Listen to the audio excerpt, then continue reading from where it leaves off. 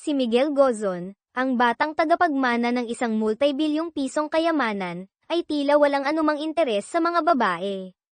Sa kabila ng mga pakikipagkita na inihahanda ng kanyang pamilya, kahit pagaano pa kabata, kaganda, at kagalang-galang ang mga ito, ni minsan ay hindi siya natitinag. Kadalasan, hindi pa umaabot ng 1 minuto ang mga pagkikita at siya na mismo ang umaalis.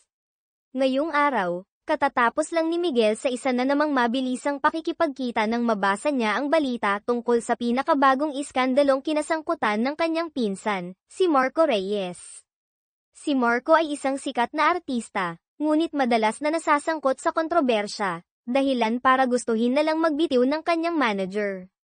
Upang hindi madamay ang reputasyon ng kanilang pamilya at kumpanya, napilitan si Miguel na personal na ayusin ang gulo ng kanyang pinsan.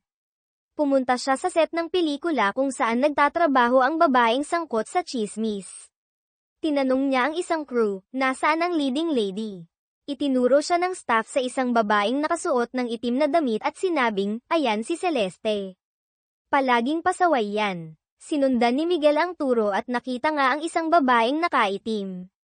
Ngunit dahil sa pagkalito, napagkamalan niyang si Lea Santos, isang stunt woman, ang aktres na si Celeste. Paakyat na sana si Miguel para makipag-usap, nang biglang bumuhos ang malakas na ulan. Napilitan silang dalawa ni Lea na sumilong sa isang malapit na bubungan.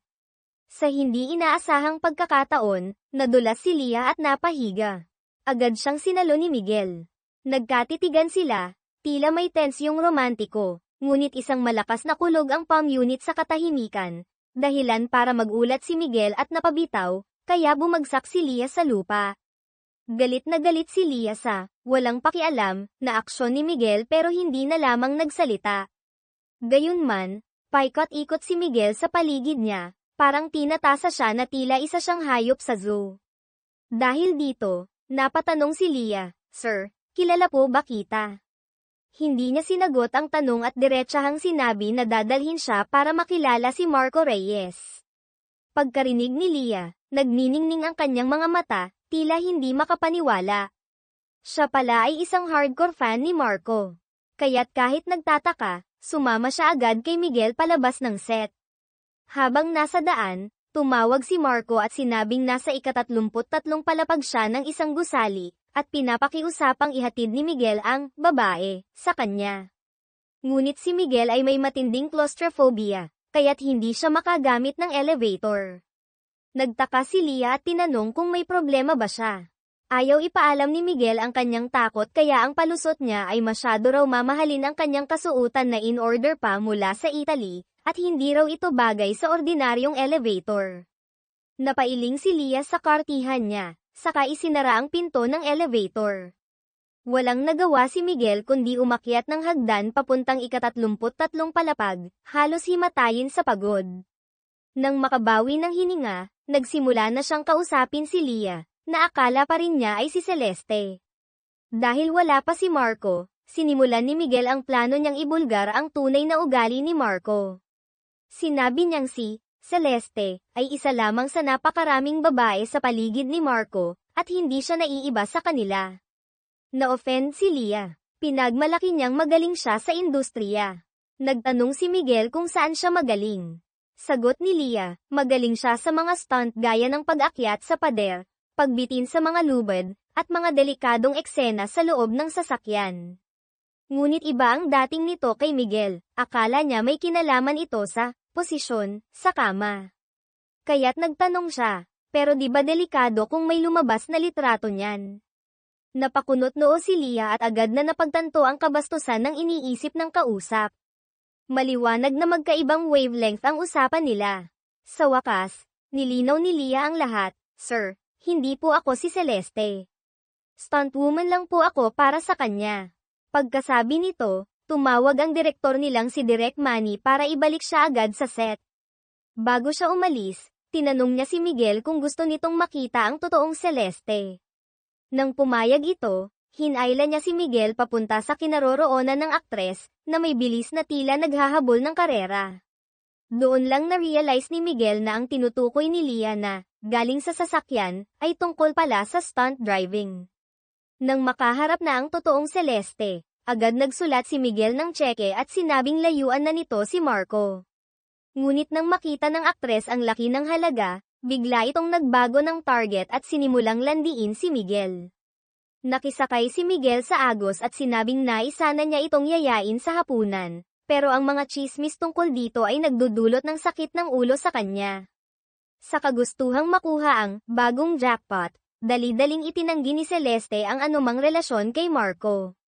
Nang makitang nadala ito sa bitag, sinabi ni Miguel na umaasa siyang lilinawin ni Celeste ang lahat sa press conference kinabukasan. Agad namang sumang-ayon ang aktres at nangakong aayusin ang lahat. Habang paalis na, si Miguel sa set ng pelikula, hindi sinasadyang nakita niya si Lia na abala sa pag-eensayo. Agad na nakuha ng maliksing mga galaw at kakayahan sa martial arts ni Lia ang atensyon ni Miguel. Nakatingin siya kay Lia nang hindi kumukurap, at unti-unting naakit dito. Sa sobrang pagkabighani, hindi niya namalayang nabangga niya ang isang crew na may dalang tubig. Dahil sa instinct na iwasan ang tubig, binitiwan ng props crew ang hawak na kordon ng effects, kaya biglang nagsilabasan ang mga puting balahibong ibon na unti-unting bumagsak sa ibabaw ni Lia. Sa sandaling iyon, para siyang isang anghel na tagapagligtas, at hindi na makaalis ang mga mata ni Miguel sa kanya. Napansin ni Lia ang titig niya, kaya't nagkatitigan sila ng matagal. Pagkatapos lang noon natauhan si Miguel. Isang lalaking laging walang interes sa mga babae, ngayon ay parang may mumunting alon na gumugulo sa puso niya. Naghintay si Miguel matapos ang trabaho ni Lia, at tinanong siya kung siya ba'y isang stuntwoman dahil mukha siyang propesyonal. Ngunit dahil sa sobrang pagod, wala nang lakas si Lia makipag-usap at tumalikod na lang. Hinawakan siya ni Miguel sa kamay, ngunit hindi sinasadyang nataman niya ang lumang sugat ni Lia, kaya napasigaw ito sa sakit at napabagsak siya. Napamura si Miguel, brutal ka naman. Ngunit nang makita niyang dumudugo ang sugat ni Lia sa braso, agad siyang lumapit at nag-alala, may sugat ka pala ng ganito, bakit ka pa nagtatrabaho? Sa kanya hinipo ang noo at leeg ni Lia, at napansin na may lagnat ito. Gusto niya agad itong dalhin sa ospital. Ngunit ayaw ni Lia, kaya't buhat CEO na estilo, buhat-buhat niyang isinugod si Lia sa ospital. Habang natutulog si Lia dahil sa pagod at lagnat, napansin ni Miguel na nakakunot pa rin ang noo nito. Dahan-dahan niyang hinaplos ang kilay ni Lia para ito'y kumalma. Di nagtagal, dumating si Direk Manny at pinagalitan si Lia dahil sa di pag-ulat ng kanyang sugat. Humingi ng paumanhin si Lia at sinabing okay na siya at agad siyang lalabas ng ospital. Saka lang umalis ang direktor. Nang palabas na si Lia para sumakay ng jeep pauwi, nagpumilit si Miguel na siya na lang ang maghatid. Biglang dumating si Marco Reyes. Nang makita ni Lia ang iniidolo niya, di napigil ang ma-excite, pero nahiya rin. Laking gulat niya nang makilala siya ni Marco. Lia, ikaw pala yan. Lumulundag sa tuwa si Lia, hindi niya akalaing naalala pa siya ni Marco. Noon pala sila nagkakilala sa isang shooting dati, at pinuri pa ni Marco ang galing ni Lia sa stunts. Simula noon naging fan na siya ni Marco. Hindi maalis-alis ni Miguel sa isip si Lia. Kahit nasa bahay sa Forbes Park o nasa Manila Golf Club siya, mukha ni Lia ang nakikita niya. Kaya't inutusan niya ang sekretarya niyang si MS Santos na alamin ang tungkol kay Lia, nais niya itong muling makita. Ilang sandali lang, nakita ni Miguel si Lia na nasa audition para sa mga stuntwoman. Nakita niya ang nagniningning ng ngiti ni Lia sa likod ng bintana at muling naramdaman ang tibok ng puso niya. Matagal siyang nag-isip pero sa huli, tumawag siya kay Lia. Ngunit di pa siya tapos magsalita, binabaan na siya ni Lia sa telepono. Bilang isang dominanteng CEO, hindi niya matanggap ang ganitong pagtanggi, kaya't binayaran niya ang auditioners para mapaalis at makapasok siya agad. Laking gulat ni Lia nang biglang humarap si Miguel sa kanya. Tinanong pa siya ng ibang stuntwomen kung anong galing ni Miguel. Walang pasubali, sagot niya, magaling ako sa kumita ng pera. Napailing na lang si Lia, at inakalang sinasadya lang ni Miguel ang gulo. Galit siyang hinayla si Miguel palabas at tinanong kung ano ba talaga ang gusto niya. Walang ibang maisip si Miguel kaya't nagsinungaling, dumating daw siya para maningil ng bayad sa ospital. Dinala niya raw si Leah sa ospital pero wala man lang pasasalamat. Nahiya si Leah at tinanong kung magkano ang bill. Nagkunwaring hindi narinig ni Miguel at tinanong pabalik, yung sugat mo, naghilom na ba? Napatingin si Leah, iniisip kung bakit siya biglang concern.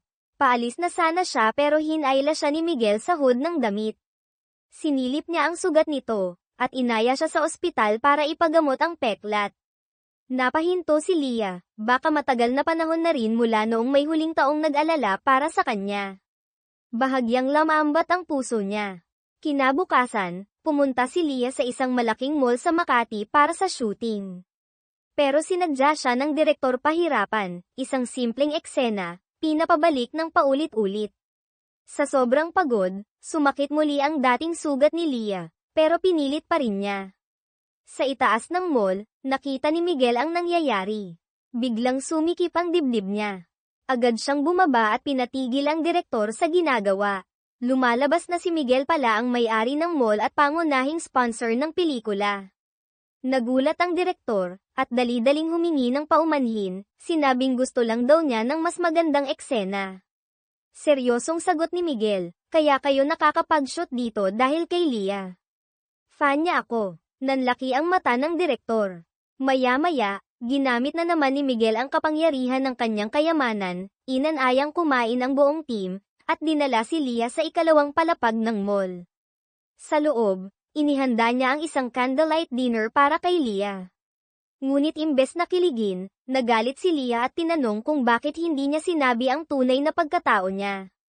Kalma lang si Miguel at sinabing, hindi ka naman nagtanong. Napatahimik si Leah. Nang paserve na sana ng pagkain si Miguel, pinigilan siya ni Leah. Sinabi niyang wala siyang oras sa mga love games ng mayayaman, at wala siyang kakayahan para makipagsabayan. Aalis na sana siya nang harangin siya ni Miguel. Agad niyang sinabi na wala siyang masamang intensyon, gusto niya lang daw maging kaibigan si Leah. Agad na tumanggi si Leah, sa paniwalang masyadong malaki ang agwat ng estado nilang dalawa. Si Miguel ay isinilang na may gintong kutsara sa bibig, nakukuha ang lahat ng gusto niya, at namumuhay sa karangyan sa Forbes Park. Samantalang si Leah ay kailangang magsikap araw-araw sa Quezon City, paulit-ulit na nagsasabi ng, pasensya na po, upang makaligtas sa industriya. Hindi kailanman mauunawaan ni Miguel ang mga paghihirap na ito. Ayaw na ring magsalita pa ni Leah. Kumuha siya ng kaunting pera at inilapag ito sa mesa. Sabay sabing iyon ang pambayad sa bill ng ospital na una nang binayaran ni Miguel. Pagkatapos magbayad, sinabi niyang hanggang dito na lang sila. Ang mga taong mula sa magkaibang mundo ay hindi kailanman maaaring maging magkaibigan. Hindi maunawaan ni Miguel kung bakit ganoon na lamang ang paglayo sa kanya ni Leah. Kinagabihan, habang tinitingnan niya ang perang ibinalik ni Leah, napansin niyang hindi sapat ang halaga nito. Aha, naisip niya, may dahilan na akong makipagkita ulit kay Leah. Kinabukasan ng umaga, biglang humarap si Miguel kay Leah bitbit ang resibo ng ospital, at sinabing hindi pa bayad ng buo ang bill. Natawa si Leah, at sinabing ngayon lang siya nakakita ng CEO na ganoon kakapal ang mukha. Iginiit niyang babayaran niya ito ng buo, tapos ay agad na lumabas ng break room. Hawak pa ni Miguel ang isang regalo na di pa niya naibibigay. Kaya naisip niyang ilagay ito sa locker ni Leah. Ngunit pagkabukas ng locker, hindi siya makapaniwala sa nakita niya, puro luma, tagpi-tagping gamit. Kaagad siyang tumawag kay MS Santos at inutusan na bumili ng bagong mga damit at sapatos para kay Leah at ihatid ito agad. Pagbalik ni Leah mula sa ensayo, nagalit siya sa nakitang mga bagong gamit sa loob ng locker. Pinuntahan niya si Miguel at tinanong kung may health insurance ba siya. Pagkasagot nitong, meron. Bakit, bigla siyang ibinagsak ni Leah sa sahig. Pero sa pagbagsak nila, nadamay si Leah at silang dalawa ay napunta sa isang napakalapit at maislan na posisyon. Nang tatangkain na ni Miguel na halikan si Leah, may biglang dumating at naistorbo sila. Napuno ng kaba at hiya ang paligid. Agad na tumayo si Leah. Itinulak si Miguel palayo at hindi alam kung paano magpapaliwanag. Kinagabihan, inalok ni Miguel na ihatid pa uwi si Leah at ang kaibigan nitong si Chloe. Laking gulat ni Miguel nang makita ang simple at masikip na papahan. Sanay siya sa mga mansyon at marangyang bahay, kaya hindi niya naisip na may mga taong naninirahan sa ganoong kalagayan. Kinabukasan, nakita na naman ni Leah ang mamahaling sasakyan ni Miguel sa kanto. Grabe, ang kulit ng lalaking ito. Nilapitan niya si Miguel at tinanong, wala ka bang ibang magawa sa buhay mo? Oh, type mo na ako, ano? Napahiya si Miguel at pabirong sinabing wala siyang interes sa isang bastos at ordinaryong babae gaya niya. Nagalit si Leah at tinanong kung bakit siya patuloy na ginugulo. Ganti naman ni Miguel, siya raw ang ginugulo nito, lagi raw sumasagi sa isip niya si Leah. Natigilan si Leah sa tila isang awkward na pagtatapat ng damdamin. Ngunit napagtanto rin ni Miguel na sobrang laki ng agwat sa pagitan nila at imposibleng maging sila. Umalis siyang wala sa sarili. Ito ang unang beses na naranasan ni Leah ang ganitong kalituhan sa pag-ibig, kaya ibinahagi niya ito kay Chloe. Laking gulat niya nang sabihan siyang subukang makipag-date kung may nararamdaman din siya. Dahil dito, naglakas loob si Leah at tumawag kay Miguel para bayaran ang natitirang utang sa ospital. Bagamat sobrang saya ni Miguel, nagpanggap siyang abala at napilitan lang makipagkita. Halos matawa si Leah sa sagot niyang iyon. Sinabi niyang si Miguel na ang baalang pumili ng oras at lugar ng pagkikita. Matapos ibaba ang tawag, parehong napangiti ang dalawa. Si Miguel ay agad na tinapos ang meeting at lumabas ng opisina, habang si Leah naman ay masayang masaya at agad umuwi para magbihis. Ngunit pareho silang kabado. Kinagabihan, dumating si Leah sa isang mamahaling restoran. Kabado si Miguel at hindi alam ang sasabihin. Nahihiya rin si Leah kaya nagpaalam munang pupunta sa banyo. Dito napansin ni Miguel ang sira-sirang bag ni Leah at napakunot ang noo. Pagbalik ni Leah, agad siyang kinumpronta ni Miguel. Alam daw niyang hindi pera ang tunay na dahilan ng pagkikita, nagdi-date sila. Talaga bang ganyan kakahirap na hindi ka makabili ng matinong bag? Labis ang kahihiyan at sakit na naramdaman ni Leah. Inilapag niya ang pera sa mesa at umalis. Pagbalik sa bahay, hindi makatulog si Miguel. Nagsisisi siya sa masasakit na salitang binitiwan niya. Pero kung hindi niya iyon sinabi, paano pa niya mapuputol ang nararamdaman niya? Ang agwat nila ni Leah ay parang bangin na hindi kayang tawirin. Ngunit sadyang mapaglaro ang tadhana. Ilang araw matapos niyang piliting kalimutan si Leah, muli silang nagkita sa sariling mall ni Miguel. May malaking promo ang mall at nanalo si Leah ng grand prize, isang trip to Japan. Ayaw sana niyang tanggapin ang premyo, pero kinumbinsi siya ni Chloe na kunin ito, dahil gusto niyang manalo ng laptop, second prize. Dahil dito, napilitan si Leah at di sinasadyang muling nakaharap si Miguel. Agad siyang kinumpronta ni Miguel. Alam ng lahat ng staff sa mall ang relasyon nila at usap-usapan ito. Bakit daw siya naglakas loob na magpakita roon? Tatangkain pa lang ni Leah na sumagot nang sinabihan siya ni Miguel na binalewala raw nito ang inihandang dinner para sa buong team at sa kanya. Ngayon, kalat na ang balita. Nasaktan si Leah sa mga salitang iyon. Kaya para inisin si Miguel, sinabi niyang, oo, mahirap lang ako. Hamak na babae lang na mukhang pera. Kung nakakahiya siyang makilala, sabihin na lang daw sa iba na siya'y babaeng mababa at fling lang sila. Lalong nagalit si Miguel. Hinayla niya si Leah papasok sa isang mamahaling butik, itinapon ang mga mamahaling damit sa harap nito at sinabing isuot ang mga iyon, dahil ang fling daw niya ay hindi dapat mukhang mahirap. Galit na tumalikod si Leah pero hinayla siya ni Miguel papasok sa fitting room, pilit siyang pinagsuot ng mga damit. Hindi maintindihan ni Leah kung bakit siya hinihiya ni Miguel ng ganoon. Sa huli, sinabi ni Miguel ang tunay niyang nararamdaman. Hindi raw niya niloloko si Leah. Gusto niyang subukan nilang kilalanin ang mundo ng isa't isa, at baka sakaling makita nila ang koneksyon sa pagitan nila. Pagkatapos sabihin ito, bigla siyang tumakbo palabas dahil sa kanyang matinding claustrophobia. Ang matagal na pananatili sa fitting room ay sobra na para sa kanya. Naiwan si Leah, umiiyak at nakaupo sa sahig, hindi maunawaan kung bakit minahal niya ang lalaking may napakalaking agwat ng estado. Bagamat kanina lang ay sinabi ni Miguel na hindi karapat-dapat si Leah sa premyo, ipinaabot pa rin niya ito sa pamamagitan ng kanyang sekretarya. Pagkakita sa tiket at voucher, galit na galit si Leah. Sa huli, napagpasyahan niyang ibalik ng personal ang premyo kay Miguel. Alam ni Miguel na pupuntahan siya ni Leah kaya sabik siyang naghintay, at maging nag-cruise pa at nagdasal. Naghanda pa siya ng tsaa at merienda, gusto niyang makipag-usap ng maayos kay Leah. Pero bago pa man sila makapagsimula ng maayos, nag-away na naman sila. Ayaw na ni Leah na magpatuloy pa sa usapan, kaya inilagay niya ang premyo sa kamay ni Miguel at tumalikod para umalis. Hindi inaasahan ni Leah na biglang ibabagsak ni Miguel ng malakas ang tropeyo sa lupa. Gulat na gulat siya. Talagang ibang klase ang mga mayayaman, kahit gaano pa kamahal ang isang bagay, basta't ayaw nila ay tinatapon lang na parang basura. Nang makita ni Miguel na palayo na si Leah, dali-dali siyang tumakbo at niyakap ito mula sa likod. Kinuha pa niya ang susi ng motor ni Leah at itinapon ito sa damuhan. Mahigpit niyang niyakap si Leah at sinabing gusto lang naman niyang makipag-usap ng maayos. Pilit namang kumakawala si Leah, sinabing wala namang silbi ang pag-uusap ng 2 taong galing sa magkaibang mundo. Sa mismong sandaling iyon, dumating ang ina ni Miguel, si Doña Victoria. Tiningnan niya si Leah mula ulo hanggang paa na may mapanuring mata, sabay sabing, kaya pala gumagawa ka ng eskandalo sa mall, dahil sa babaeng ito. Pagkatapos ay hinamak pa si Leah na parang pagkaing kalye, maganda man sa paningin, pero madaling makasira ng tiyan kapag kinain. Labis na nainsulto si Leah sa narinig.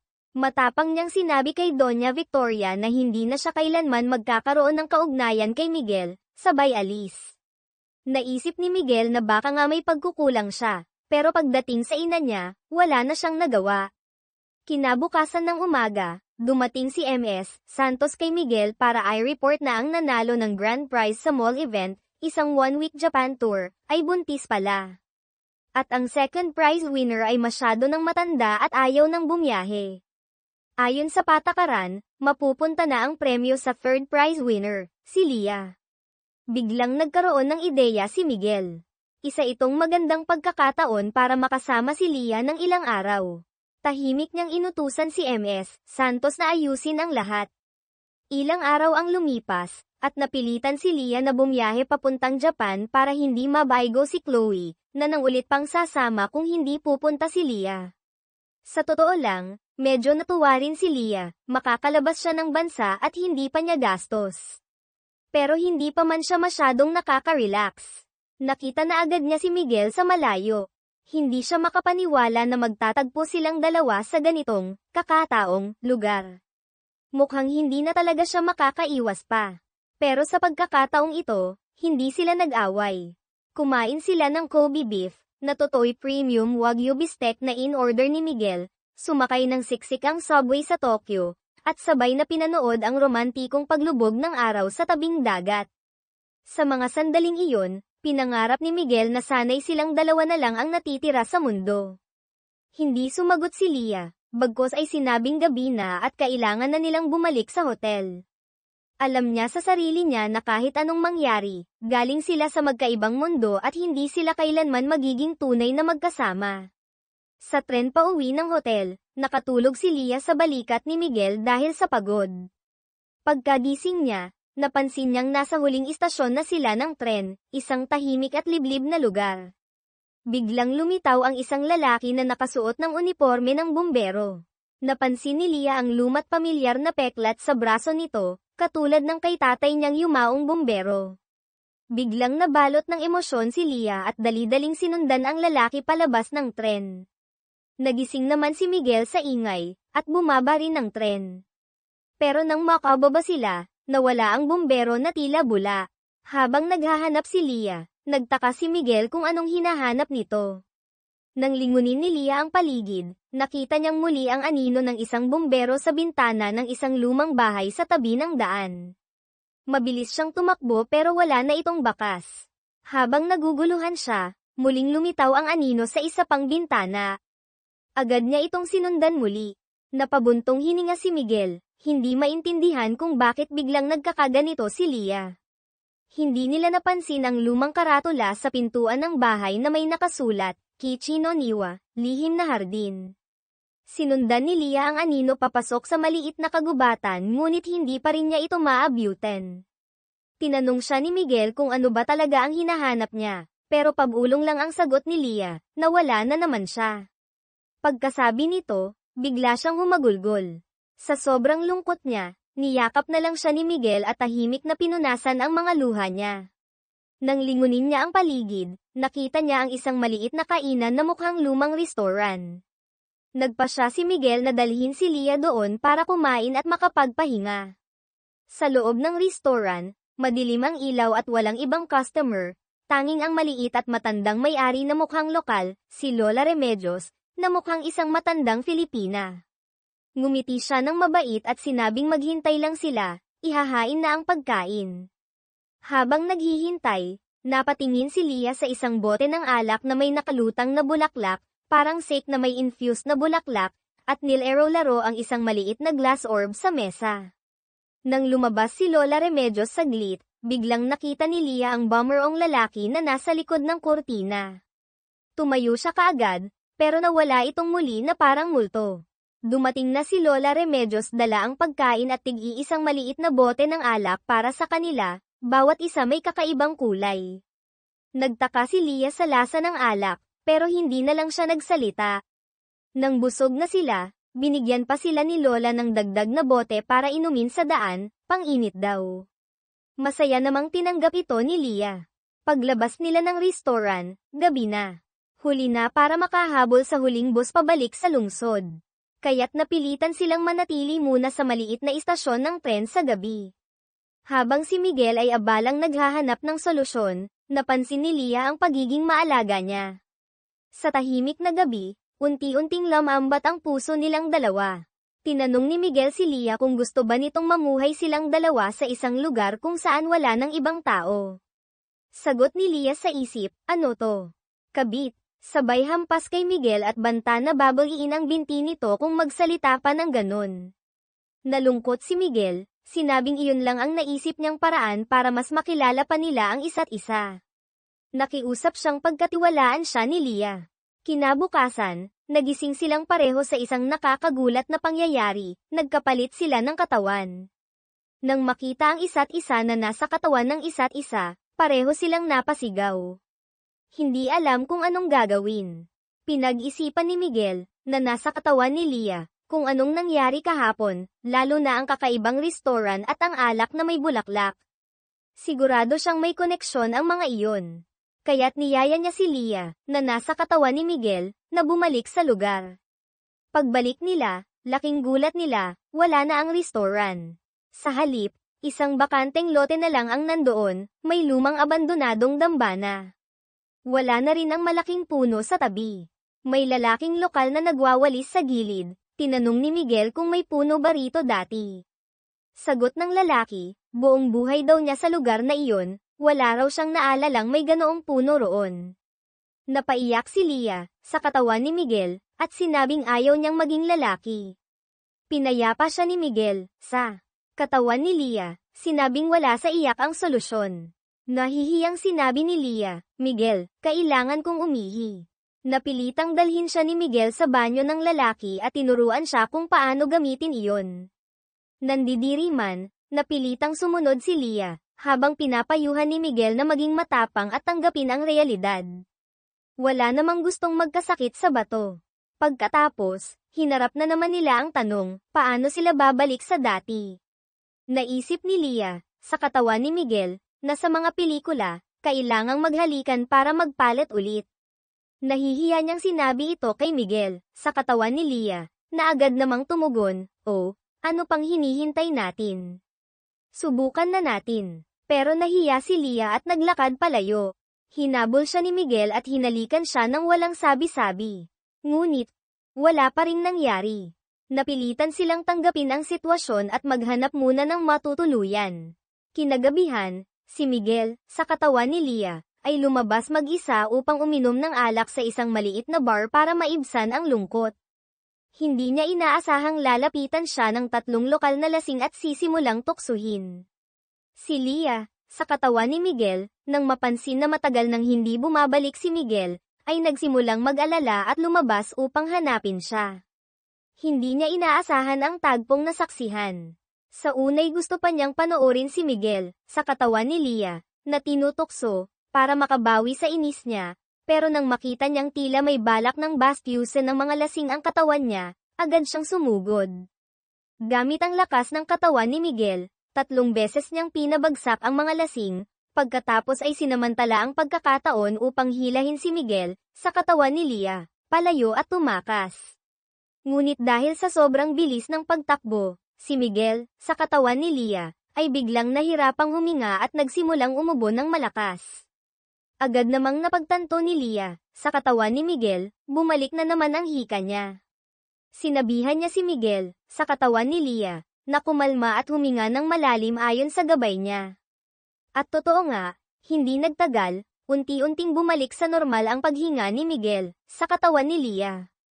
Ipinaliwanag ni Leah, sa katawan ni Miguel, may hika ako. Kaya kapag sobrang hingal, kailangan kong huminto at magpahinga. Namangha si Miguel, sa katawan ni Leah, sa narinig. May hika pala si Leah pero stunt woman pa rin siya. Hindi ba siya natatakot mamatay ng maaga? Ipinaliwanag ni Leah, sa katawan ni Miguel, na ito ang propesyon na mahal niya at gusto niyang ipaglaban. Matapos ang insidenteng iyon, napagtanto ng dalawa na wala silang ibang magagawa kundi pag-aralan ang mga ugali at buhay ng isa't isa at pansamantalang gumanap bilang ang isa't isa upang makaligtas. Kinuha ni Miguel, sa katawan ni Leah, ang kanyang komplikadong family tree at isa-isang ipinakilala kay Leah, sa katawan ni Miguel, ang bawat miyembro. Wala namang problema sa karamihan, maliban kay Tito Ricardo, na ayon kay Miguel ay dapat bantayan dahil palagi nitong inaabangan ang posisyon ng CEO. Tumango si Leah, sa katawan ni Miguel, at sinikap tandaan ang buong family tree. Tinanong siya ni Miguel, sa katawan ni Leah, kung may dapat bang ipaalala tungkol sa pamilya niya. Binanggit ni Leah, sa katawan ni Miguel, ang ilang pangalan, lahat ay kaibigan niya. Tinanong ni Miguel, sa katawan ni Leah, pamilya mo.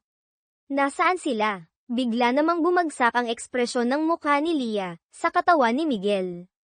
Ikinwento niyang mula pagkabata, tanging ang kanyang tatay ang naging pamilya niya, ngunit namatay ito sa isang sunog habang nasa tungkulin, noong siya'y 17 anyos. Kapag siya'y sobrang pagod at hirap huminga, iniisip lang niya ang tatay niya. Palagi raw sinasabi nito na kailangang matutong magpasensya, dahil ang oportunidad ay kasing halaga ng hangin. Habang nakikinig, nalungkot si Miguel, sa katawan ni Leah. Hindi niya akalaing ganito kahirap ang pinagdaanan ng matapang na babaeng ito. Kinagabihan, nagpasya silang mag-relax sa isang onsen, mainit na bukal. Bumili si Leah, sa katawan ni Miguel, ng pambabaeng underwear at tinuruan si Miguel, sa katawan ni Leah, kung paano ito isuot. Kailangan daw sundin ng maayos. Sa totoo lang, parang sanay na sanay si Miguel magturo. Bukod pa rito, mahigpit na pinayuhan ni Leah, sa katawan ni Miguel, si Miguel, sa katawan ni Leah, na huwag titingin sa katawan niya kapag naghubad. Sa una, naiinis pa si Miguel, sa katawan ni Leah, sa pagiging maarte ng mga babae, pero nang maghubad na siya para maligo, napansin niya ang maraming peklat sa balikat at likod ni Leah, luma, bago, malakit maliit. Doon niya unang beses tunay na naintindihan kung gaano kalalim ang pagmamahal ni Leah sa kanyang trabaho. Habang si Leah, sa katawan ni Miguel, ay patuloy na nagtuturo sa kanya ng mga basic self-defense moves, si Miguel, sa katawan ni Leah, ay natulala, ang dami niyang nararamdaman, ngunit nangingibabaw ang awa at paghanga. Lumapit siya, dahan-daang tinakpan ang mga mata ni Leah, sa katawan ni Miguel, at banayad na hinalikan siya sa labi. Sa sandaling iyon, para bang nagkaisa ang kanilang mga kaluluwa. Biglang naramdaman ni Miguel na nagpapasalamat siya sa kakaibang kapalarang ito. Dahil sa pagpapalit ng katawan, unang beses niyang tunay na nakita at naunawaan ang mundo ni Leah. Kinabukasan ng umaga, lumipad silang dalawa pabalik sa Maynila. Pagkalabas pa lang nila ng NAIA Airport, nasalubong na nila si Doña Victoria. Biglang nataranta si Leah, sa katawan ni Miguel. Kahit pa inihanda niya ang sarili, natatakot pa rin siyang mabuko. Lumapit ng mayabang si Doña Victoria at inutusan si MS Santos na isakay ang anak niyang lalaki, na si Leah talaga, sa sasakyan. Gusto raw niyang kausapin ang babaeng iyon, na si Miguel talaga, ng sarilinan. Walang nagawa si Miguel, sa katawan ni Leah, kundi sumakay sa mamahaling kotse kasama si Doña Victoria. Hindi siya tinantanan, pagkaupo pa lang sa sasakyan, pinagsabihan na siya ng masakit at mapanirang mga salita, pilit siyang pinapaalis sa buhay ng anak niya. Hindi makapaniwala si Miguel, sa katawan ni Leah, na kayang magsalita ng ganito ng sariling ina. Mabuti na lang at hindi ito narinig ni Leah. Dahil sa matinding tensyon, muling na-trigger ang hika ni Leah sa katawan niya, kaya pinilit niyang magtimpi at huwag makipagsagutan. Mabuti na lang at hindi nagtagal, nakarating na sila sa lumang boarding house ni Leah sa Quezon City. Naisip niya, kailan kaya sila makakabalik sa kani-kanilang katawan. Pagpasok ni Miguel, sa katawan ni Leah, sa maliit at sira-sirang boarding house ni Leah, hindi niya mapigil ang mapangiwi. Sanay siya sa marangyang pamumuhay bilang CEO, ngayon lang siya nakapasok sa ganitong klaseng lugar. Habang nag-iisip siya, biglang may babaeng sumugod mula sa likuran at ibinagsak siya sa sahig. Si Chloe pala, ang roommate at matalik na kaibigan ni Leah. Medyo gusot ang itsura ni Chloe, at pagkatapos siyang ibagsak ay agad tinanong, "Uy, may pasalubong ka ba sa akin?" Hindi makatingin si Miguel, sa katawan ni Leah, sa kanya at mahina lang na sinabing, "Tingnan mo na lang sa malita." Samantala, nakarating na rin si Leah, sa katawan ni Miguel, sa engranding mansion ni Miguel sa Forbes Park. Namangha siya sa bawat sulok ng mansyon, para siyang napunta sa isang fairy tale. Ni sa panaginip, hindi siya makakaisip ng ganitong klase ng bahay. Kinabukasan, kailangang si Leah, sa katawan ni Miguel, ang pumunta sa Gozon Group Headquarters sa BGC upang gumanap bilang si Miguel sa trabaho. Kabado siya, nang sabay-sabay siyang batiin ng mga empleyado sa labas ng "Good morning, Sir Miguel", instinct niya ay yumuko at bumati rin, "Good morning din po." Laking gulat ng mga empleyado. Umakyat si Leah, sa katawan ni Miguel, sa executive floor at napansin ang isang matandang mukhang tuso na naghihintay sa kanya. Napag-isip-isip niyang ito siguro si Tito Ricardo, ang lalaking pinayuhan ni Miguel na bantayan. Kaya agad siyang magalang na bumati, "Good morning po, Tito Ricardo." Alam ni Tito Ricardo na may claustrophobia si Miguel kaya sinadya niyang ilagay sa pinakamataas na palapag ang meeting at pinilit na gamitin ang elevator para atakihin ang takot ni Miguel, sa pag-asang kusang bibitiw ito sa pagiging CEO. Ang plano niya, kung hindi sumakay ng elevator si Miguel at maglakad paakyat, tiyak na mapapagod ito. Pero laking gulat niya nang sabihin ni Leah, sa katawan ni Miguel, na hindi kailangang i-cancel ang meeting at gagamitin nila ang elevator. Napaisip si Tito Ricardo kung mali ba ang nakuha niyang impormasyon. Habang nasa tensyonadong meeting, palihim na tumawag si Miguel, sa katawan ni Leah, kay Leah, sa katawan ni Miguel, at sinabing huwag pipirma ng kahit ano at dalhin na lang ang mga dokumento sa labas. Agad na nagkunwaring masama ang pakiramdam si Leah, sa katawan ni Miguel, humingi ng paumanhin at sinabing rerepasuhin na lang niya ang mga papeles sa bahay. Umalis siya sa meeting ng maayos. Galit na galit si Tito Ricardo nang makita ang pamangkin, na tila walang pakialam sa meeting. Nang sunduin na ni Miguel, sa katawan ni Leah, si Leah, sa katawan ni Miguel, pinuna niya agad ang kasuotan ng babae. "Ano ba yung suot mo? Mukha kang galing sa bukid." Umirap lang si Leah, sa katawan ni Miguel, at sinabing hindi na mahalaga ang itsura. Ang mahalaga, bukas ay kailangan si Miguel, sa katawan ni Leah, ang pumalit sa kanya. May balitang darating daw na international film crew sa Maynila na naghahanap ng stunt performers, at gusto niyang sumubok. Pero tumanggi si Miguel, sa katawan ni Leah, at sinabing gusto pa niyang magpahinga ng 2 araw para masanay sa katawan na ito. Tinakat siya ni Leah, sa katawan ni Miguel, "Kapag hindi ka pumunta bukas, babalian kita ng buto." Pero hindi natakot si Miguel, sa katawan ni Leah, at sinabing, kahit kailan naman hindi mo ako sinasaktan, puro ka lang pananakot." Habang naglalambingan sa loob ng sasakyan sina Miguel, na si Leah sa katawan, at Leah, na si Miguel sa katawan, biglang lumitaw si Doña Victoria sa may pintuan ng kotse. Galit na galit siyang sinermonan si Miguel, na si Lia sa katawan. Anak, ano bang meron sa hampas lupang babae na yan na wala sa mga disenteng babae na pinapakilala ko sa'yo? Miguel, na si Lia sa katawan, ay napabulalas ng ma. Ngunit agad siyang pinahiya ni Doña Victoria, tinawag siyang walang hiya at muling binanggit ang babala niyang layuan ang anak niya. Sinubukang magpaliwanag ni Miguel, na si Lia, pero hindi siya pinakinggan, sa halip ay pinalayas pa siya. Hindi alam ni Doña Victoria na ang pinapalayas at inaalipusta niyang babae ay siya mismong mahal na anak na lalaki niya.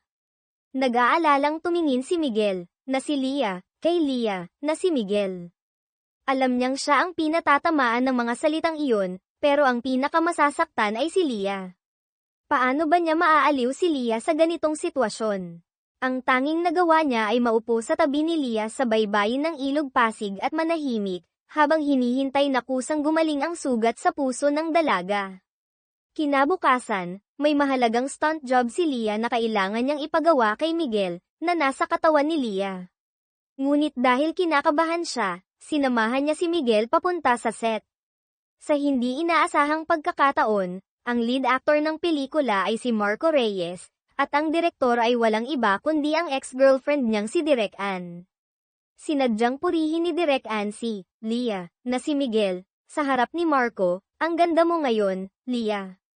Si Lia, na si Miguel, na nakatayo malapit ay napangiti at napatawa, saka naalala, oops, lalaki na pala ako ngayon. Samantala, si Miguel, na si Lia, ay wala nang tiyagang makisali sa drama, kaya tinalikuran ang mga ito at umalis. Nagulat si Direk Ann, isang stunt double lang daw pero ang taas ng ere. Pero sa kabutihang palad, kahit medyo clumsy, matagumpay na naisakatuparan ni Miguel, na si Lia, ang stunt sa crucial na eksena. Nang eksena na ni Marco, sinadyang pahirapan siya ni Direk Ann. Nagkasagutan ang dalawa sa mismong set.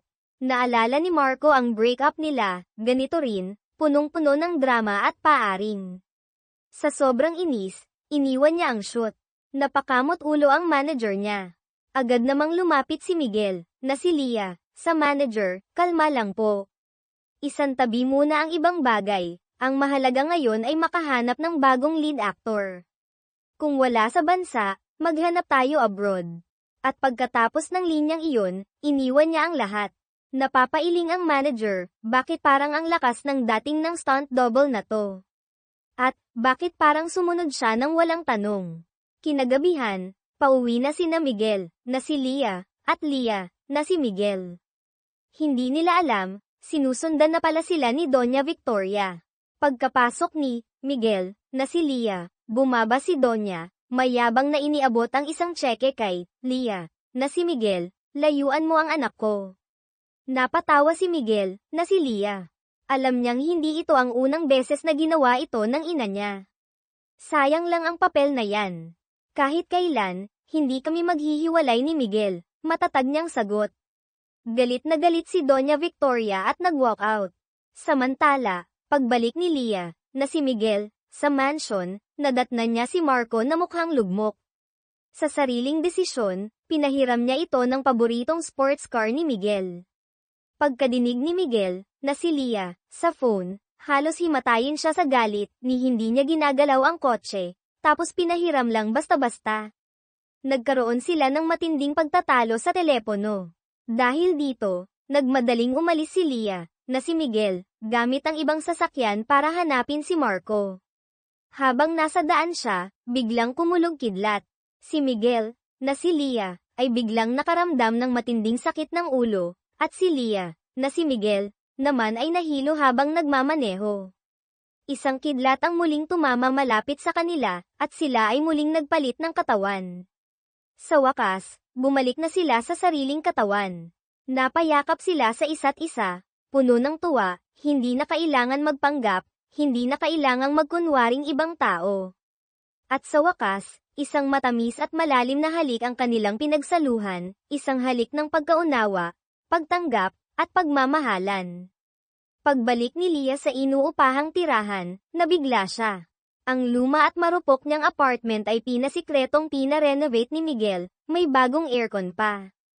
Paglabas ni Chloe mula sa banyo, agad siyang niyakap ni Leah.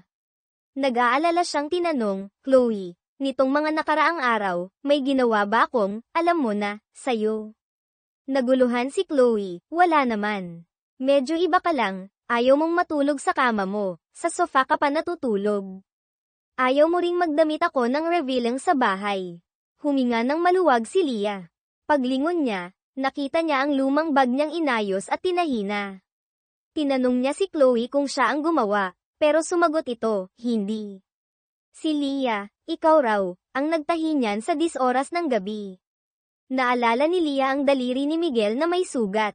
Kaya pala, muntik na siyang maiyak. Kinabukasan, sumali si Leah sa 10 araw na intensive martial arts training.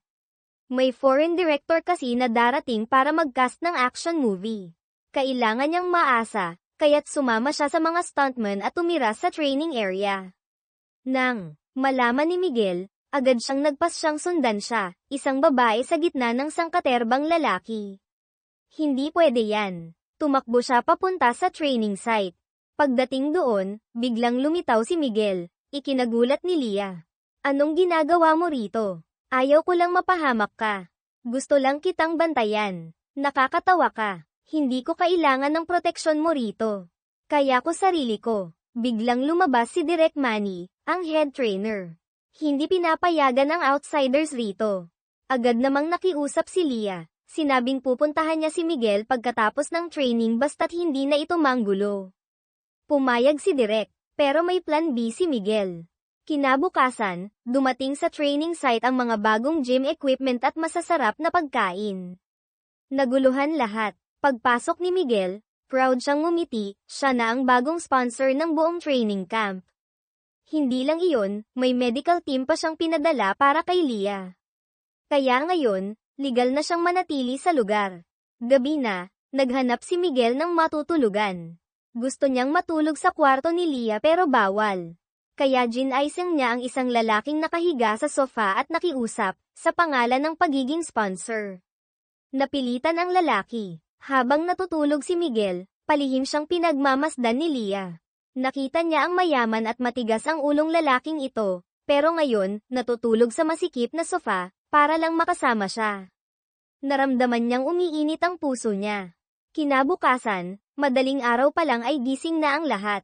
Nang makita ni Leah na tulog pa si Miguel, agad niya itong hinatak. Anong akala mo rito? Hotel, sabay hila papunta sa training. Pero ilang minuto pa lang ay hingal kabayo na si Miguel at bumagsak sa running track. Tuwang-tuwa ang trainer, ngayon siya makakaganti. Pagkatapos ng morning training, tinawag ng coach ang lahat para mag-meeting ukol sa mga plano. Nang makita niyang paikot-ikot si Miguel sa paligid ni Leah na parabang ng Alaska, agad niya itong inutusan na siya na lang ang magluto ng tanghalian para sa buong team. Nang ihain ni Miguel ang isang lamesang pan ng mga masasarap at mukhang 5-star hotel na putahe, napanganga ang lahat sa gulat. Akala ng coach na umorder lang si Miguel ng pagkain mula sa labas gamit ang pera niya. Hindi naman nag-atubiling aminin ni Miguel na mayaman siya kaya mas pinili niyang bilhin na lang ang pagkain. Dahil dito, halos mabaliw sa inis ang coach. Habang kumakain, hinamon ng coach si Miguel sa isang inuman. Siyempre, hindi pwedeng umatras si Miguel lalo't si Leah ay nakaupo mismo sa tabi niya. Kaya't kumuha sila ng straw, isinaksak sa malaking bote ng alak, at nagsimula na ang paligsahan. Just then, dumating si MS Santos para i-update si Miguel sa trabaho. Agad siyang tinawag ni Leah at sabihan mo si Miguel huwag nang uminom. Pero laking gulat ni Leah nang si MS Santos ay lumapit pa at buong siglang cheer, "Go, Sir Miguel. Huwag kang papatalo dyan. Ipakita mo kung sino ang boss." Sa sobrang saya matapos manalo, tumalon pa si Miguel sa ibabaw ng mesa. Ayaw naman patalo ng coach, kaya tumalon din siya at doon nagsimula ang isang nakakatawang impromptu dance battle habang palakpakan ang lahat. Pagkatapos kumain, kunwari ay gentleman si Miguel at kusang loob na nagboluntaryong maghugas ng lahat ng plato at kubyertos. Pero nang makita niya ang napakalaking tambak ng maruruming pinggan, natulala siya, isang CEO na tulad niya, kailan ba siya naghugas ng pinggan? Kaya't palihim siyang tumawag kay MS Santos, reklamo ng reklamo, at inutusan itong magpadala ng ilang kasambahay para tumulong. Pero aksidenteng narinig ni Lia ang tawag. Dahil dito, biglang binawi ni Miguel ang utos at hinarap si Lia, sabay pakiusap na siya na lang ang tumulong. Tatakbo na sana si Lia pero nahuli siya ni Miguel at niyakap ng mahigpit. Sa gitna ng maliit at simpleng kusina, unti-unting nagtugma ang tibok ng dalawang pusong matagal nang may nararamdaman para sa isa't isa. Matapos nilang maghugas, napansin ni Miguel na tila may balak si Lia umalis. Tinanong niya kung saan pupunta at nalaman niyang may fan meeting si Lia para pakinggan ang bagong kanta ng iniidolong si Marco Reyes. Bigla niya itong hinayla paupo, dito ka lang. Huwag kang aalis. Tumutol si Lia at sinabing kapatid lang naman niya ang pupuntahan. Nang tatakbo na sana siya, agad siyang binuhat ni Miguel at inihiga sa lumang sofa. Nagpumiglas si Lia pero lalo lang siyang niyakap ni Miguel. Sa huli, nagtawanan at nagbiruan ang dalawa habang mas lalong nahulog ang loob ni Lia sa kakulaitan at kabaitan ni Miguel. Sa katahimikan ng gabi, opisyal nang nagsimula ang kanilang pagmamahalan. Sa kabilang banda, si Doña Victoria ay nasa bahay at galit na galit habang tinitingnan ang mga kuhang larawan ng private investigator, si Miguel at Lia, sweet sa training camp. Dahil ilang araw nang hindi pumapasok si Miguel sa opisina, delayed na naman ang isa sa mga major project ng Gozon Group. Maraming dokumento ang kailangang pirmahan at ang ibang shareholders ay nagsisimula ng mainis at magbulong-bulungan. Napilitan si Miguel na bumalik sa opisina para asikasuhin ang naipong trabaho. Kinabukasan, habang nagte-training, hinanap-hanap ni Lia si Miguel. Hindi siya sanay na wala ito sa paligid. Minsan pa nga, lihim siyang sumusulyap sa paligid habang nag-e-ensayo. Napansin ito ng coach kaya't sinabihan siyang mag-focus. Di nagtagal, inanunsyo ng coach na maaga matatapos ang training. Saktong tumawag si Marco Reyes para ayain si Lia mag-dinner. Kakalabas lang ng bago niyang kanta at gusto niyang marinig ang opinyon ng isang loyal fan. Maganda ang naging usapan nila sa restaurant. Pagkatapos ng dinner, inihatid ni Marco si Lia pauwi. Pero pagkasapit sa tapat ng kalsada, nakita ni Marco ang kotse ng kanyang tiyahin, si Doña Victoria. Agad siyang kinabahan at tinawagan si Miguel. Pero abala ito sa isang critical board meeting at nang makita ang number ni Marco, na sa tingin niya ay hindi seryoso, hindi niya sinagot. Wala nang nagawa si Marco kundi umakyat ng mabilis para pigilan ang kanyang tiyahin. Pero huli na, binastos ni Doña Victoria si Lia gamit ang masasakit na salita, at galit na itinapon ang larawan ng yumaong ama ni Lia. Ang taong nakapagpalaki ng isang hamak at walang kwentang anak na tulad mo ay siguradong hindi rin matinong tao. Napaiyak na lang si Lia sa sakit. Pagdating ni Marco, narinig niya ang lahat. Nagsalita siya para ipagtanggol si Lia at sinabihan ang tiyahin niyang hinay-hinay lang. Dahil kilala si Marco, napilitan na lang umalis si Doña Victoria. Yamakap si Lia sa larawan ng kanyang ama habang umiiyak ng buong puso. Ang kanyang ama ay isang bayani, isang bomberong nagbuwis ng buhay para sa iba. Para sa kanya, walang mas dakilang tao kundi ang kanyang ama. Nang malaman ni Chloe ang nangyari, agad siyang tumawag kay MS Santos at ikinwento ang lahat. Nabulabog si Miguel at kaagad na pinatigil ang board meeting. Walang pakialam sa pagkabigla ng lahat, tumakbo siya papunta sa boarding house ni Lia. Pagdating niya, sinalubong siya ni Chloe ng galit na sermon. Doon niya nalaman na wala si Lia. Lito at balisa, inikat ni Miguel ang buong lungsod para hanapin si Lia, pero bigo siya. Si Lia ay nasa sementeryo, umiiyak sa harap ng puntod ng ama. Hating gabi na nang makabalik siya sa bahay. Pagbalik ni Miguel sa boarding house at nakita niyang may ilaw na sa kwarto ni Lia, agad siyang kumatok. Pero natakot si Lia at nagtago sa isang sulok ng silid. Ayaw na niyang makaharap si Miguel. Para sa kanya, masyado nang masakit ang lahat. Kinabukasan, pagbukas ni Lia ng pinto, naroon pa rin si Miguel, magdamag siyang naghintay. Agad tumakbo pabalik sa loob si Lia. Hinabol siya ni Miguel at naabutan sa hagdan. Humingi siya ng tawad sa lahat ng ginawa ng kanyang ina. Pinilit ni Lia na pigilan ang emosyon at sinabing sawa na siya sa pagtrato sa kanya na parang wala siyang halaga. Pakiusap niya kay Miguel, huwag mo na akong hanapin. Tinulak niya si Miguel at tumakbong palayo. Pag-uwi sa mansion, parang wala sa sarili si Miguel. Masakit ang ulo niya, hindi alam kung paano babawiin ang mga sugat na dulot sa puso ni Leah. Nakita siya ni Doña Victoria at agad na sinampal, kung magpapatuloy ka sa kahibangan mong yan, mawawala sa iyo ang pagiging chairman. At nagbanta siya, kung pipiliin ni Miguel si Leah, puputulan niya ang ugnayan nilang mag-ina. Napaupo si Miguel, hindi alam ang gagawin. Sa isang banda ang ina niyang iginagalang, sa kabila ang babaeng mahal niya. Sa huli, pinili niya ang pag-ibig. Tinawagan niya si Leah, pero hindi ito sumagot.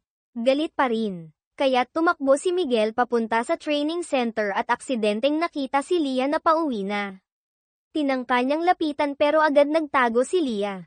Nagtakbo siya sa buong training ground pero hindi pa rin niya nakita si Leah. Sa huli, tumayo siya sa gitna at sumigaw, "Leah, mahal na mahal kita. Pangako, kahit anong mangyari, hihintayin kita hanggang sa matanggap mo ulit ako." Nakatago si Leah sa likod ng isang poste, tahimik na umiiyak. Nang makaalis si Miguel, napaupo siya sa tabi ng pader, luhaang walang magawa. Dumating si Chloe at niyakap ang kaibigan. Dahil sa sobrang lungkot ni Leah, nagpa siya si Chloe na tulungan siya.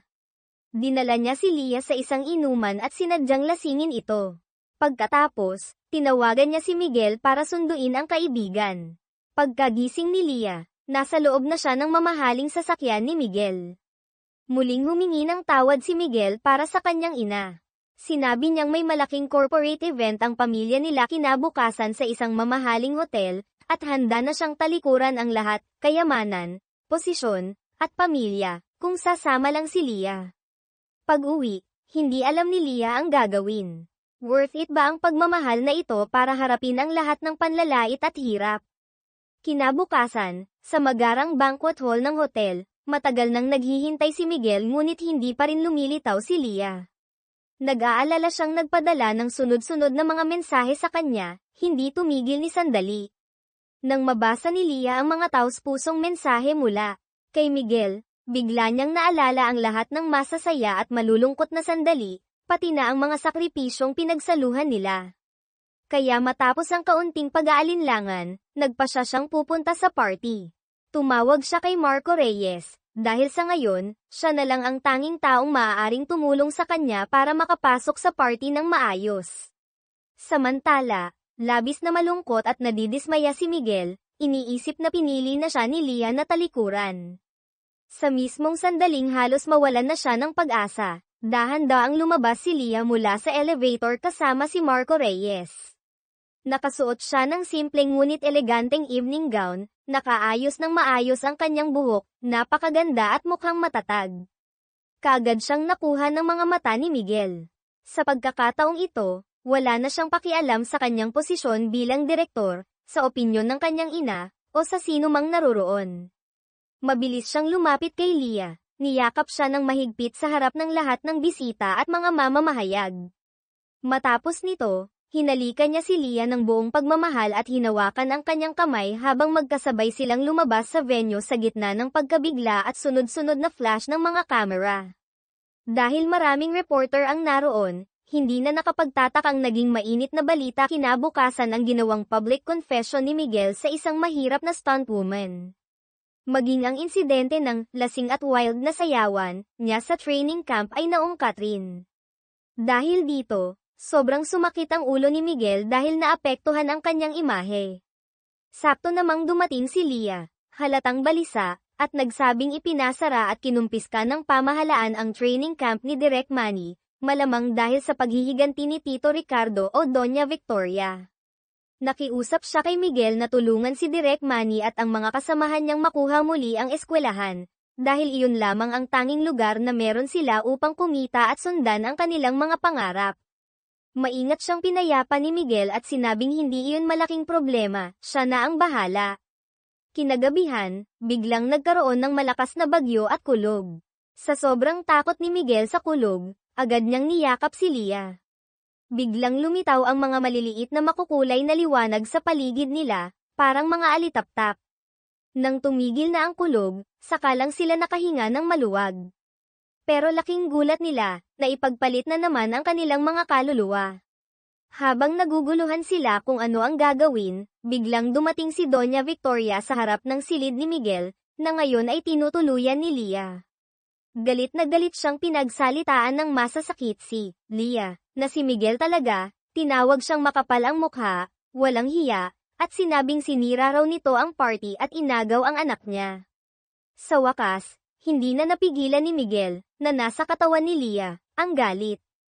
Ginamit niya ang katawan ni Lia upang tapusin ang lahat. Doña Victoria, gusto kong makasama ang anak ninyo. Mahal namin ang isa't isa. Kung hindi kami magkakasama, baka ikamatay niya pa. Kung ayaw niyong mawalan ng anak, tigilan niyo na ang pagtutol sa amin. Pagkasabi nito, tumingin siya kay Lia, nasa katawan ni Miguel, na mahiyain ngunit tumango bilang pagsang-ayon. Nagngingit-ngit si Doña Victoria ngunit halatang natitinag na. Umalis siya, dala ang pagkadismaya. Dahil sa panibagong palet katawan, napilitan na naman silang ipagpatuloy ang pamumuhay ng isa't isa. Upang mas maging kapanipaniwala sa mga tao, araw-araw ay nag-ensayo si Miguel, sa katawan ni Lia, ng pirma nito, habang si Lia, sa katawan ni Miguel, ay tinuturuan siyang mag-training ng physical at martial arts, bilang paghahanda sa pagdating ng isang kilalang banyagang direktor na personal na mag-i-interview sa mga huling aplikante. Paulit-ulit na pinapaalala ni Lia na kailangang pagbutihan ni Miguel ang interview gamit ang kanyang katawan, kung hindi ay mawawala ang lahat ng pinaghirapan niya. Dumating na rin ang araw ng huling interview. Si Lia, sa katawan ni Miguel, matapos ang isang stress na meeting sa kumpanya, ay bumaba sana gamit ang elevator upang suportahan si Miguel. Ngunit habang bumababa ito, biglang nagkaaberya at na-stuck ang pinto. Agad siyang tumawag kay MS Santos upang humingi ng tulong. Samantala, si Miguel, sa katawan ni Lia, ay nervyos na naghihintay. Nang hindi dumating si Lia gaya ng napagkasunduan, nag-alala siya at nagtungo sa isang sulok para tumawag. Hindi inaasahan, nabangga siya ng isang taong dumaan at bumagsak silang pareho, pati ang cellphone niya. Kasabay ng isang malakas na tunog na parang kulog, biglang bumalik ang kanilang mga kaluluwa sa kani-kanilang katawan.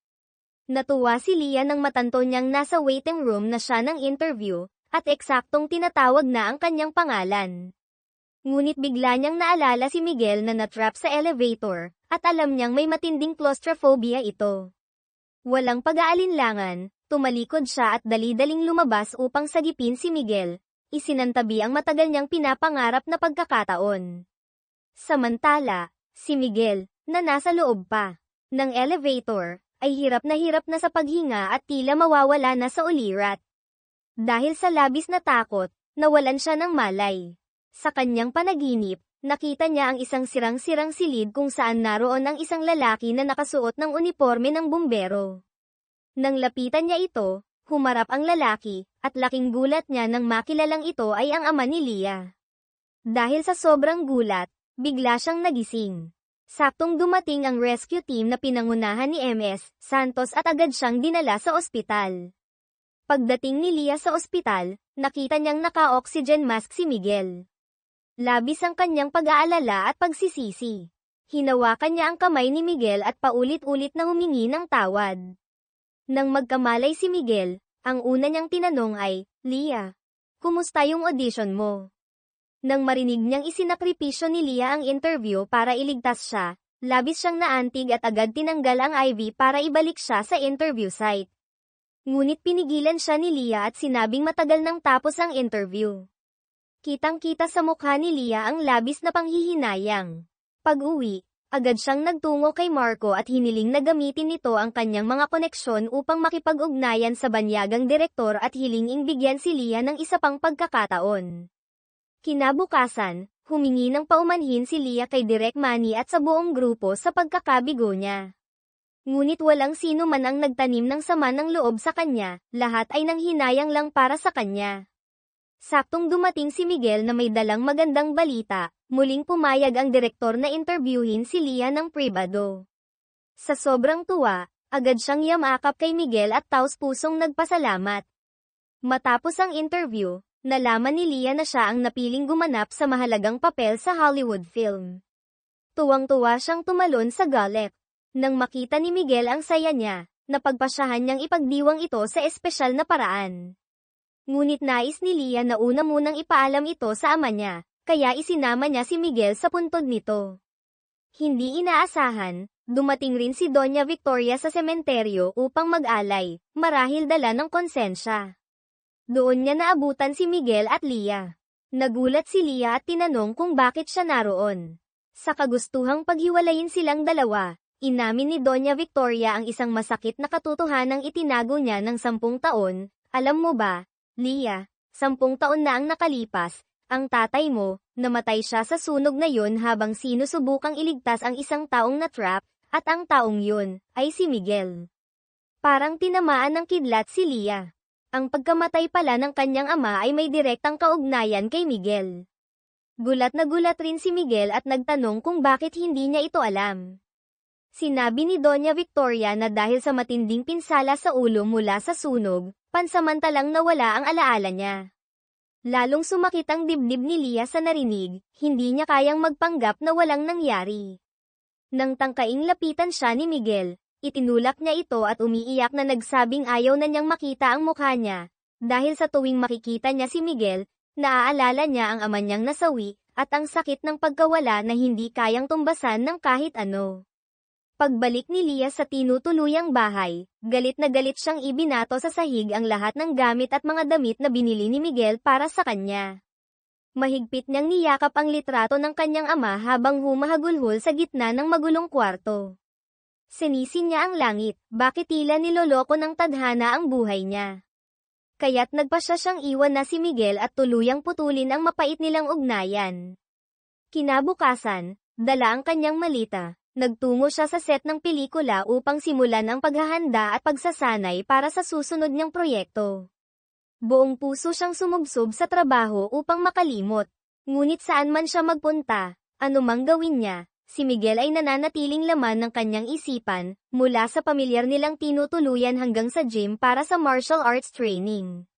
Dito lang tuluyang naramdaman ni Leah ang masakit na katotohanan, hindi na niya kayang lumayo pa kay Miguel. Napakalalim na ng pagmamahal niya rito. Kinabukasan ng madaling araw, dumating si Leah sa set para sa isang delikadong eksena gamit ang isang malaking motorsiklo. Ito ang kauna-unahang malaking break niya sa isang international project, kaya ibinuhos niya ang lahat. Ngunit habang nasa high-speed chase na eksena sa kalsada, isang motorsiklo ang bigla na lang sumulpot mula sa gilid, marahil dahil sa teknikal na aberya o aksidente. Agad na iniwasan ito ni Leah sa pamamagitan ng pagliko, pero sa kasamaang palad, bumangga siya sa isang nakaparadang truck sa tabi ng daan. Agad na tumakbo ang production team sa pinangyarihan ng aksidente at nadatnan siyang walang malay at duguan sa kalsada. Dali-dali siyang isinugod sa ospital. Nang mabalitaan ni Miguel ang insidente, dali-daling tumakbo siya sa ospital, tila wala sa sarili, at agad na nagtangkang pumasok sa operating room. Pinigilan siya ng mga kasamahan ni Leah. Ilang sandali pa, lumabas ang doktor na may mabigat na mukha. Sinabihan sila na maghanda sa pinakamalala, matinding brain trauma ang tinamo ni Leah, at maaaring hindi na siya muling magising o kaya'y maging isang coma patient habang buhay. Pagkarinig nito, gumuho ang mundo ni Miguel. Sa matinding dalamhati't galit, ibinuhos niya ang lahat kay Direk Manny, tinanong kung bakit hindi niya naingatang mabuti si Leah. Lumingon din ang direktor sa kanyang konsensya, matagal nang ipinagkatiwala ng yumaong ama ni Leah ang anak niyang si Leah sa kanya, umaasang maalagan ito. Kung may mangyari kay Leah, paano siya haharap sa espiritu ng ama nito? Bagamat nalampasan ni Leah ang kritikal na operasyon, nanatili siyang walang malay. Si Miguel ay laging nasa tabi niya, hindi umaalis ni isang sandali, hanggang sa tuluyang pamayat at namumutla na. Hinikayat siya ni Marco na umuwi muna't magpahinga, pero hindi siya matinag. Paalala ni Marco, kung tuluyang mapagod si Miguel, sino pa ang mag-aalaga kay Leah? Habang nasa kwarto, napanood ni Miguel ang weather forecast sa TV, isang malakas na bagyo ang paparating sa Maynila. Bigla niyang naalala ang mga kakaibang pagkakataong nagkaroon sila ni Leah ng soul swapping, lahat nangyari sa gitna ng bagyo. Isa ba itong senyales? Biglang nabuo sa isip niya ang isang mapanganib at mapusok na plano, kung muling magpalit sila ng kaluluwa, baka ang kaluluwang masigla ni Leah sa katawan niya ang makagising sa katawang comatose nito. Muli siyang bumalik sa kwarto ni Leah, marahang hinaplos ang nakakunot na noo nito at mahina niyang ibinulong, "Leah, mahal ko, gigisingan kita. Huwag mo sana akong sisihin sa gagawin ko." Pagkatapos, habang abala ang nurse, palihim niyang inilabas si Leah gamit ang wheelchair. Inilagay niya ito sa passenger seat ng kanyang kotse, isinabot ang seatbelt, at tuloy-tuloy na nagmaneho papunta sa highway, patungo sa paparating na bagyo. Ang determinasyon sa kanyang mga mata ay matatag, handa siyang isugal ang buhay para kay Leah. Pagkamulat ni Leah, nasa ospital siya pero narinig niyang tinatawag siya ng mga nurse at staff na, "Sir Miguel." Nagtaka siya. Tumakbo siya sa katabing kwarto kung saan ginagamot si Leah Santos. Nanlumo siya nang makita ang sarili niyang katawan na walang malay sa kama. Doon niya lang napagtanto kung gaano kaangal at mapanganib ang ginawa ni Miguel. Nilapitan niya ito, niyakap, habang umiiyak na tinanong, "Bakit mo ito ginawa nang hindi mo man lang ako tinanong?" Biglang dumating si Doña Victoria. Nang makita ang anak niyang si Miguel na yakap-yakap ang isang babae, di napigil ang pagsabihan ito na makasarili at pabaya sa damdamin ng ina. Dahil lang kay Leah, handa siyang mamatay. Kung hindi pa siya natagpuan ng mga tao sa gitna ng highway habang bumabagyo, baka kung ano na ang nangyari. Lalong nasaktan si Leah, nasa katawan ni Miguel, sa mga salitang iyon. Ngunit nakita rin ni Doña Victoria ang lalim ng pagmamahal ng anak niya. Sa wakas, natanggap na rin niya ang relasyon ni Miguel at Leah. Pagbalik ni Leah sa mansyon ni Miguel, natagpuan niya sa tabi ng kama ang isang maliit na kahon. Laman nito ang mga alaala nila, unang movie ticket, batong pinulot sa baybayin ng Japan, isang clover necklace. Lahat ay maingat na iningatan ni Miguel. Kasama rin sa kahon ang isang lumang cellphone na may mga video, mga lihim na kuha ni Miguel kay Leah, kalakip ang mga salitang pan ng pagmamahal na hindi niya kailanman masabi ng harapan.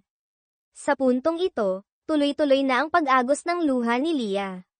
Nagdesisyon si Leah, sa katawan ni Miguel, na ibalik na sa kanya ang katawan. Hindi siya maaaring maging makasarili. Ngunit nang itulak na niya palabas ang kama ni Miguel, katawan ni Leah, nahuli siya ng staff at pinigilan. Dahil sa kagustuhang makatakas, mabilis niyang itinulak ang kama sa hallway, ngunit nadulas siya dahil sa mad-ulas at madilim na sahig.